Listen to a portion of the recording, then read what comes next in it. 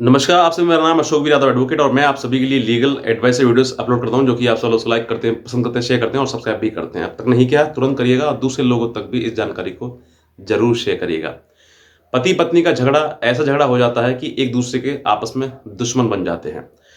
हालांकि ये जो रिश्ता होता था वो जन्म जन्मों का होता था, लेकिन अब तो कुछ घंटे, कुछ मिनट, कुछ महीने ही चलता है और उसके बाद डिस्प्यूट्स खड़ा हो जाता है और फिर उसके बाद चाहते हैं पति चाहता है कि पत्नी झुक जाए और पत्नी चाहती है पति झुक जाए, और जिस दौरान ना ही तो दोनों झुक पाते हैं और दोनों लड़ते लड़ते इतना आगे पहुंच जाते हैं कि अब दोनों को एक साथ रहना बहुत ही मुश्किल हो जाता है।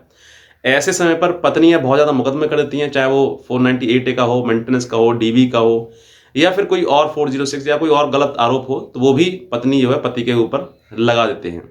अब पत्नी पति के ऊपर आप आरोप लगाए कोई बात नहीं, चलता है, वो झेल सकता है, लेकिन यहाँ पर पत्नी जो है पति के और भी परिवार वालों पर, रिश्तों पर कई प्रकार के आरोप लगा दिया जाता है कि इन्होंने मुझे मारा, पीटा, दहेज मांगा, या फिर अब तो अश्लीलता भी इन सब चीज़ों में आ जाती है कि हमारे साथ में गलत तरीके से संबंध बनाए या हमारे साथ में ये सब किया, छेड़छाड़ करी, ये सब चीज़ें भी सामने आ जाती हैं। तो आज मैं आपको ये बताऊंगा कि अगर आपकी पत्नी से इस तरह के झगड़े हो गए हैं या काफ़ी केसेसबाजी हो गई है, तो क्या ऐसी पत्नी से समझौता करना उचित है, क्या करना चाहिए। तो आज हालांकि अपना विवेक रहेगा आपका, लेकिन फिर भी मैं आपको एडवाइस कर दूंगा, क्योंकि जिस तरीके से माहौल चल रहा है और उस तरीके से मैं कोर्ट कचहरी में देखता हूं, तो वही चीज़ मैं आपको शेयर करना चाहूँगा कि आप भी अपने आप को सुरक्षित कर सकें। हालांकि इस वीडियो को भी देखिए आप, और साथ ही साथ में अपना विवेक भी इस्तेमाल कीजिए कि वाकई सर जो है वो ठीक बात कह रहे हैं, उसको हमें समझना चाहिए या फिर नहीं समझना चाहिए। तो ये आपके ऊपर, विवेक के ऊपर है, चाहे आप पत्नी हैं या पति हैं, या आप अपने आप को संभालिएगा। लेकिन फिर भी मेरी एक आपको जागरूकता है कि भाई ये सब चीज़ें होती हैं, क्योंकि ये कंडीशन, सिचुएशन जब बनती है तो यहाँ पर बहुत ज़्यादा एक दूसरे के प्रति जो है वो मन में ये भावना आ जाती है कि मुझे इसको दबाना है, झुकाना है, इसको सबक सिखाना है।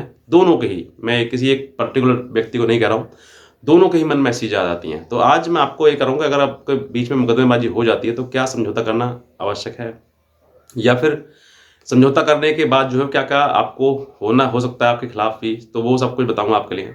बहरहाल इस वीडियो को शेयर ज़रूर करिएगा ताकि और भी लोग इस सब चीज़ों को देख सकें। देखिए, पति-पत्नी में झगड़ा हो गया, बिल्कुल ठीक है। झगड़ा होने के बाद कोर्ट कचहरी केस तक पहुँच गया और फिर आप किसी न किसी वकील से मिल लिए, वकील ने भी आपको काफ़ी एडवाइस कर दिया, क्योंकि जब समस्या सामने आती है तो वकील ही सामने आता है कि वो आपको बेहतर एडवाइस कर सके। तो कहीं न कहीं लड़की का जो वकील है वो लड़की के पक्ष में बात करेगा और लड़के का वकील जो है वो लड़के के पक्ष में बात करेगा। ये जेन्युइन एथिक्स है, मतलब एडवोकेसी की जो एथिक्स पढ़ाई जाती है कि जो आपका क्लाइंट है उसके प्रति आपको मतलब जुड़ना है और उसके न्याय के लिए आपको हर एक बात उसको एडवाइस भी करनी है और उसको बतानी भी है। इस दौरान पत्नी जब केस करती है तो पत्नी से बहुत सारे डॉक्यूमेंट्स भी लिए जाते हैं, ठीक है, कि आप ये डॉक्यूमेंट दीजिए, वो डॉक्यूमेंट दीजिए। तो कहीं न कहीं उसको लगता है, पत्नी से कहा जाता है कि तुम मेंटेनेंस केस करते हो तो पत्नी पति की वो क्या है, कितनी सैलरी है उसकी, इनकम क्या है, तो उसका भी प्रूफ दीजिए। तो पत्नी कहती है मेरे पास नहीं है। तो ये सब चीज़ें होती सामने, और उसके बाद जब यही बातें पत्नी का केस जो है वो चलता है लंबा, 498 केस करती है, तो पत्नी पति के द्वारा जहाँ उसको लगता है कि मेरे से ये गलती हो गई, या फिर मैं ये डॉक्यूमेंट नहीं ले पाई, या फिर कुछ चीज़ें और होती तो मैं, हो सकता है कि मैंने उसको और ज़्यादा अच्छे से फाँस सकती थी। तो ये सब चीज़ें अगर होती हैं, तो अगर अब आप दोनों के बीच में समझौते की बात चल रही है, तो वो आप ये सोच कर देखिए कि पत्नी जिस समय पर आपके घर से गई थी, तो क्या आपकी कोई गलती थी? क्या आपसे कोई बड़ी भूल हुई थी जिसकी वजह से उसने, पत्नी ने जो मुकदमे कर दिए हैं? क्या वाक़ई ये केस जो है जितने किए हैं जेन्युइन है? क्या सच्चाई है इनके पीछे? अगर वाक़ई ये सब सच है, तो आप आज ही फैसला कर लीजिए, और फैसला करने के बाद जो है आप एक-दूसरे को जीने का मौका दीजिए, साथ रहने का मौका दीजिए। अगर नहीं है और ये झूठे केस करे गए हैं सारे के सारे, तो मैं कहता हूँ कि आप सोच कर देखिए कि जिस पत्नी के साथ में आपने कोई गलत व्यवहार नहीं किया, या फिर आपने उसके साथ में कोई मार-पिटाई या कुछ दहेज-वहेज माँगने की कोई भी आपने गलती नहीं करी, या घर में रहते हैं तो पति-पत्नी बीच में छोटा-मोटा झगड़ा होता है, और होता है इसलिए क्योंकि दोनों में कहीं न कहीं प्यार भी होता है। तो ये अगर आपकी पत्नी ने झूठे केस किए हैं, तो आप सोच कर देखिए कि कल को आपके वो घर पर आएगी समझौता करने के लिए, तो क्या वो आपके प्रति सही भावना रख पाएगी। वो कहीं न कहीं दिमाग ये चलाएगी कि वकील साहब ने ये कहा था कि ये डॉक्यूमेंट नहीं है, तो इस डॉक्यूमेंट को लेकर आओ। तो वो डॉक्यूमेंट आपके घर में सर्च करेगी, ढूँढेगी कि वो डॉक्यूमेंट मुझे मिल जाए जिससे मैं उस पर अच्छा बड़ा से बड़ा मेंटेनेंस उस पे लगवा सकूँ, या उसको ये डॉक्यूमेंट मिल जाए तो उससे मैं ये बात साबित कर सकूँ। तो ऐसे वो घर में ही आपके जो है वो डॉक्यूमेंट ढूँढेगी, सबूत इकट्ठा करेगी कि मैं नेक्स्ट टाइम जो है जब मुझे वकील साहब कहें या कोर्ट में जाऊँ तो मुझे डॉक्यूमेंट्स जो है वो मैं दे सकूँ, ताकि कोर्ट जो है वो अच्छे से उसको पनिशमेंट दे सके। ये बात तो ये कॉमन चीज़ हो गई। दूसरा ये सोचकर देखिए कि जिन पति के परिवारों पर या फिर पति पर ही जो केस आरोप लगाए गए हैं, क्या वो आरोप आपकी ज़ुबान पर दोबारा नहीं आएँगे? क्या आप में दोबारा उससे झगड़ा नहीं होगा? और झगड़ा होगा तो क्या वही बातें उठकर नहीं आएँगी जो बातें अब तक पिछली पुरानी हो चुकी हैं? अगर ऐसा हो सकता है कि नहीं आएँगी, मैं दोनों के लिए कह रहा हूँ, चाहे पति हो चाहे पत्नी हो, तो आप एक-दूसरे के साथ रह सकते हैं। और अगर आपको लगता है कि नहीं, वो बातें तो दिमाग में रहती हैं, तो कहीं न कहीं झगड़ा जब होगा तो वो बातें भी सामने आएँगी। तो जब वो सामने बातें आएँगी तो क्या जो अपराध आज आप झेल रहे हैं, तो क्या इससे बड़ी बातें नहीं होंगी कल को? कल को हो सकता है कि वो पत्नी आपके घर में आकर कुछ और भी नया कोई षड्यंत्र रच ले, क्योंकि अब जो है वो कोर्ट तक बात पहुँच चुकी है, वो वकीलों से मिल चुकी है, तो वकील कहीं न कहीं उसके दिमाग में भी कुछ न कुछ नई चीज़ डाल देते हैं कि आपको ये करना चाहिए, इस तरीके से केस को फाइल करना चाहिए। तो यहाँ पर जो है आपके लिए अब बहुत ज़्यादा सतर्क रहना है कि हमारे बीच में जो बातें हुई, अब उन सब चीज़ों को ना हो सके।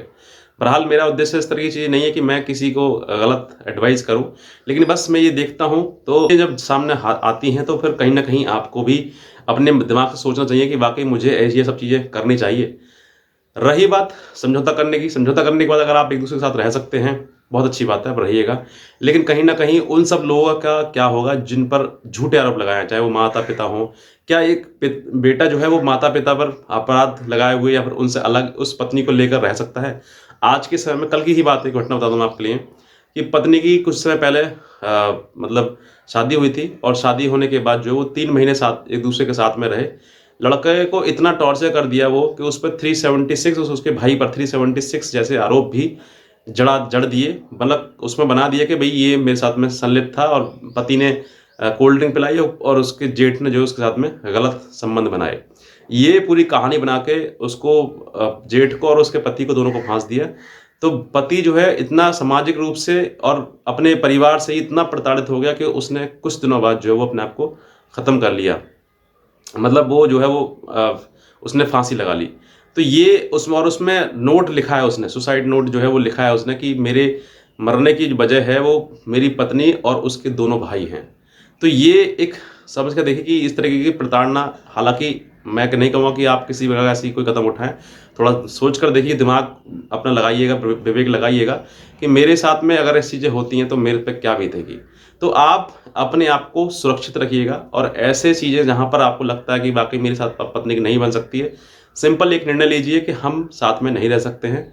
चाहे अब जीवन में चाहे 498 में मुझे सज़ा हो जाए। मेंटेनेंस देना पड़ जाए, कोई बात नहीं। डीबी में देना पड़ जाए, देना पड़ जाए। लेकिन कम से कम ये तो सोचिए कि आप बेटे हैं, तो कम से कम माँ-बाप के सामने तो रहेंगे। जिन माँ-बाप ने आपको इतना बड़ा किया है, पढ़ाया-लिखा है, आपको संस्कार दिए हैं, सब कुछ बताया है, तो उनका सहारा आप हैं। तो आप सोच कर देखिए कि उस सहारे का क्या होगा जो कि आज आप हैं। अगर आप न चले गए तो आपके माता-पिता का क्या होगा? क्या कभी सोचा था उसने, जिसके साथ में ये घटना हुई है, कि कल को एक मेरे घर बेबी पत्नी आएगी, वो मेरे और मेरे भाई के ऊपर झूठा आरोप लगाएगी और उसके बाद मुझे ये कदम उठाना पड़ेगा और फिर मैं इस दुनिया से चला जाऊँगा। कहीं सोचा था उसने ऐसा? नहीं।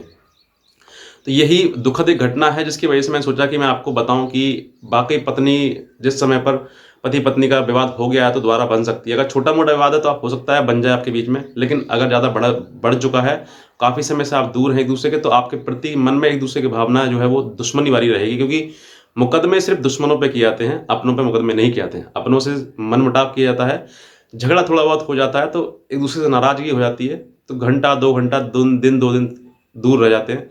लेकिन ऐसा नहीं कि अपने ही पति या पति के परिवार को जेल भिजवा दो, उस पे 2, 4, 10 मुकदमे लगा दो झूठे, और उसके बाद जो है उसको प्रताड़ित करो। ये बिल्कुल सही नहीं है। ऐसी पत्नी जो इस तरीके की भावना अपने पति के प्रति रखती है, मैं कहता हूँ जीते जी इस धरती पर वो नरक भोगेगी, और पूरी ज़िंदगी उसकी ऐसी कटेगी कि वो भी ये सोचेगी कि बाकी पति के साथ में इस तरह के झूठे मुकदमे नहीं करना चाहिए। तो ये मैं आपको इसलिए बता रहा हूँ क्योंकि आपको भी समझना चाहिए। अगर आपकी दोनों पति पत्नी की बात ना इस तरह की चीज़ें हैं, भावना मन में है कि दुश्मनी की भावना या उसने कई मुकदमे कर दिए हैं, तो मैं कहता हूँ आप समझौता कर लोगे, उसके बाद भी आप एक-दूसरे के साथ नहीं रह सकते हैं।